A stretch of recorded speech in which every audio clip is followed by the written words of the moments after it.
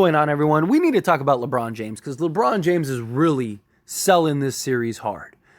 Look, LeBron isn't the sole reason we've lost these last two games. He's not. You don't lose games on one guy. There's so many things that go into it. But LeBron is not doing anything but making the case worse. LeBron has not been great in this series. He's picked it up and he's had moments, but he's done more than anything to just try to sell. Seriously, this is now two games. And I criticized him after game one, and I had all the people go and support him. And look, I am somebody on record numerous times that has said that I think LeBron James is the greatest player to ever play.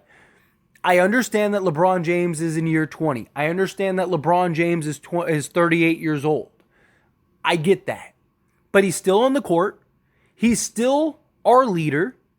He still has the greatest basketball mind in NBA history. He still was putting up 30 points a game in the regular season, still averaging 25 points per game here in the playoffs. He's averaging 20 right now. In this series, he's averaging what, like 22, 9, and 9? LeBron James is still playing incredible basketball. And he is, as the leader, as the arguably greatest player of all time. If you don't believe he is, there's no argument he's one of two. If you're going to be that, you need to be held to a standard. There's nothing wrong with criticizing LeBron James, and LeBron James deserves a world of criticism. He is now 0 of 19 in the fourth quarter from 3. He is now 0 of 10 in this series. Why are you averaging 6 3-point attempts per game when you can't shoot the ball and you're playing a Denver team that cannot stop you? I understand towards the end of the game, he's gassed. I understand towards the end of the game, he's exhausted and it's hard to put your head down and get to the basket. We saw at the end of the fourth quarter, he went and got a steal and, sprinted across the court. He had moments in the fourth quarter where he didn't look gassed.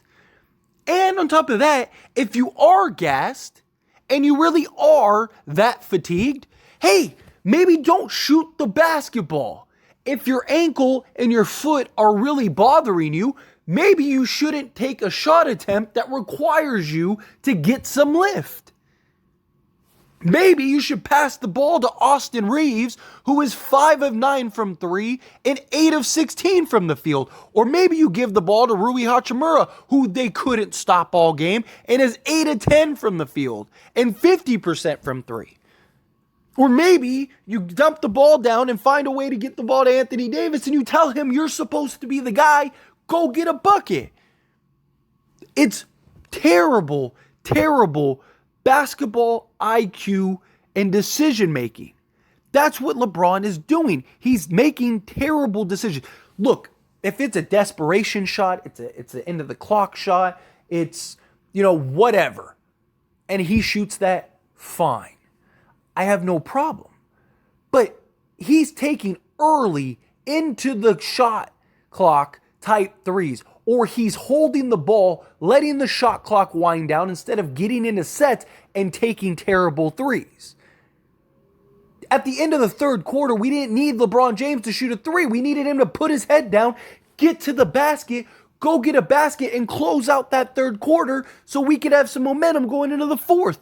But instead, he took some silly 3 with a bunch of time still on the clock. We get the offensive rebound, luckily. But then Dennis Schroeder goes, well, LeBron did it, so why don't I do it? And then all of a sudden they score, and now it's a 3-point game going into the fourth when it should have been a 7-point game. And all of a sudden you just saw all the momentum change. LeBron is doing it in the worst times. It's the lack of decision. It's the decision making. He needs to be held accountable for it. Because look, LeBron James was 16 seconds left. 16 seconds left. In the third quarter, LeBron James shoots and misses a 3-pointer. Then, at 10:13, this is a minute later, he shoots another 3. And then What, 23 seconds later, he shoots another three. He shot 3 straight three-pointers in like a minute and 23 seconds. And it was a tie game when he took that third one. A tie game. If he would have put his head down and went to the basket 3 times, we would have been winning. This would have been a completely different game. But no, he's taking terrible momentum-changing shots. Game 1, there's still 45 seconds left or whatever it was. And instead of putting your head down and getting to the basket, maybe going and getting an and one, having situational awareness of, hey, the refs have been calling fouls. I have Jamal Murray, who has 5 fouls on me. We have 45 seconds left. I don't need a 3. Let me put my head down because they have no shot blockers. They cannot stop us from getting to the basket. Let me put my head down and get to the basket, put it in, maybe get an and one, and foul Jamal Murray out. And now he's sitting there watching us win game 1. But no, he didn't. And then here in game 3, he decided it was a great idea to shoot all of his 3-pointers at the end of the third quarter in the fourth. For what?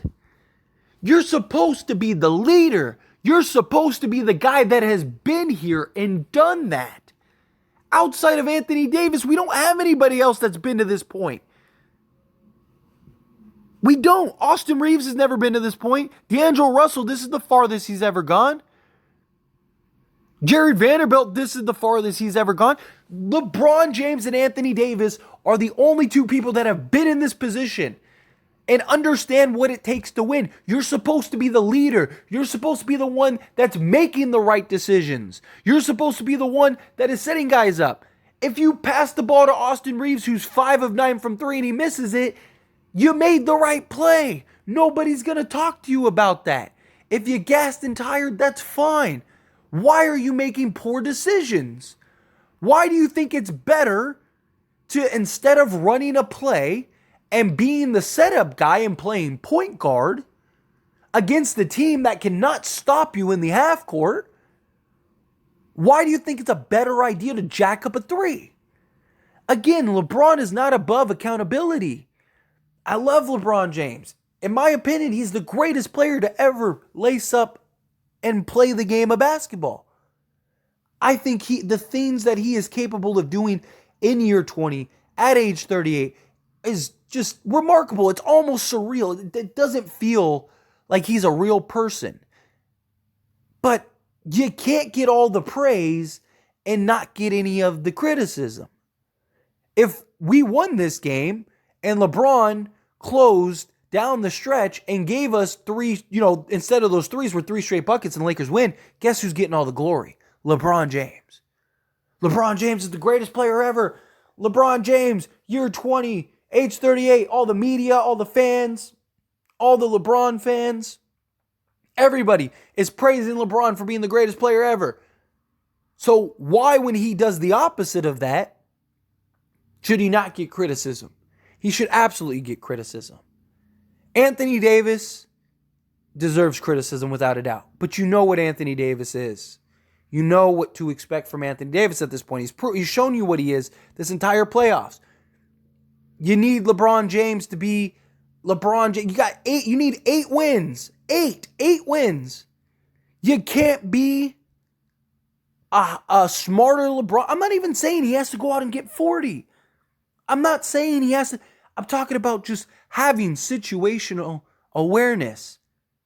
Using your incredible savant level brain to make high IQ plays to win games. We saw you do it in the Grizzlies series, and we saw you do it in the Warriors series. So I know he's capable of doing it.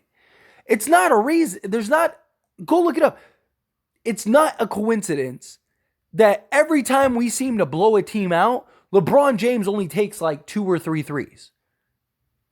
It's not a coincidence that's what's happening. And now LeBron is 2 games away from being at home when he should be up 2-0. You put your head down, you get to the basket. Denver's scrambling. It's a 1-point game. With by the time he makes the layup in game one, let's say there's 38 seconds left. You get a stop. You have 13 seconds left. You get the ball. You do it again because they can't stop you. And all of a sudden you steal game one in a game that you shouldn't have even won because you were down 20 plus the whole game. And then you go into game two up 1-1 or 1-0. And instead of taking those threes, you put your head down, you get to the basket, or you run a good play, and all of a sudden, you win that game, and it's 2-0, and you're heading to LA. And we're talking about Lakers potentially sweeping Denver. Now, instead, people are talking about Denver potentially sweeping the Lakers. I fully believe the Lakers are going to tie this series at 2 games apiece. Phoenix just did it, and we're better than Phoenix is. And again, you could easily make an argument that the Lakers should be 2-0 themselves, or at worst 1-1. At worst, the Lakers should have won this game, and it should be 1-1. We've also came the closest to beating Denver at home in this playoff series. There's no way you look at this Denver series so far and go, man, Denver is so much better than the Lakers. They're not. It's close. And LeBron James and Anthony Davis have not been great. They've gotten outplayed both times now. Like literally. Game one was a lot closer, but they got outplayed by Jamal Murray and Nikola Jokic. And now this game, they really got outplayed. I mean, they both got outplayed by Jamal by himself. Literally. LeBron James is supposed to be our guy. Anthony Davis is our best player. LeBron James is the leader. LeBron James is the captain. He is the bus driver. He's the one that is steering this ship. And we need him to be better. I'm not saying that doesn't mean that he has to go and give us 40, 20, and 20. But his brain still works. His mind still works. He knows. You don't think he knows I'm 0-10? I don't mind if he's shooting threes randomly throughout the game. If he wants to take 3 or 4 threes throughout the course of the first 3 quarters, sure. Fine. Okay. Right? Just see if you got it, if you can get it to fall. It opens things up, spreads things, puts some pressure on the defense. Right? But if you don't have it and you're 0 of 3, just maybe, call me crazy. Maybe you just don't shoot any more threes. You just say, hey, don't got it tonight. Unless you absolutely have to, right? 3-point game, 3 seconds left, you're inbounding the ball, you got to jack up 3, sure. And the clock, shot clock's winding down, you got to throw up a little, step back prayer, sure. But with 20 of the 24 seconds on the shot clock, you pulling up and shooting a quick 3 to start the fourth quarter. Why? What's the point? Especially when you just lost all the momentum. LeBron needs to be better. It's as simple as that. But anyway, as always, this is a discussion, so I pass the question on you. Let me know your thoughts and opinions down in the comments below. Agree with me, disagree with me, however you feel. Whatever your thoughts are, I'd love to hear it. Let me know down in the comments.